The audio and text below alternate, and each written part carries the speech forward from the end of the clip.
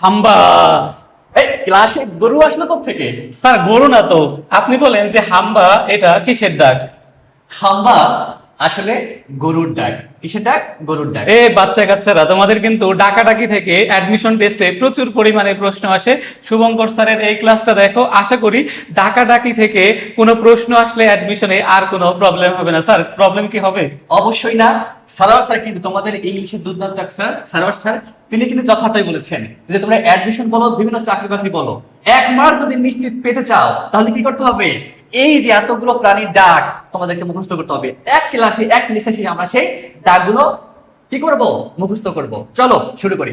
তাইলে স্যার আপনি পড়ান, আমি গেলাম। আচ্ছা ঠিক আছে, চলো এক নিঃশ্বাসে আমরা এই ডাকগুলো আত্মস্থ করি। রেডি? 1 2 3।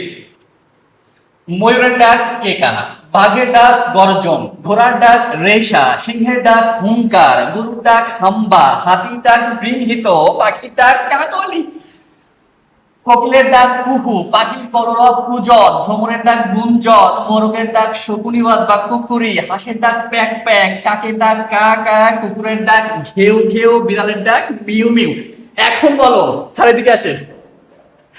স্যার তাইলে তো এখন- একবারে শেষ করে দিলেন বিষয়টা। হ্যাঁ, এখন স্যার আসেন। আপনি বলেন তো তাহলে মানুষের ডাক কি হবে? আপনি বলবেন নাকি শিক্ষার্থীরা বলবে? শিক্ষার্থীরাই বলুক, দেখি ওদের মেধা কত দূর আছে, ওরা যে কি পড়াশোনা হ্যাঁ, করেছে। আমরা এতগুলো ডাক আত্মস্থ করলাম, তাহলে এখন তোমাদের কাছে প্রশ্ন ছুড়ে দিলাম, মানুষের ডাক কি হবে? এই আজব প্রাণীর ডাক কি হবে? কমেন্টে জানাও।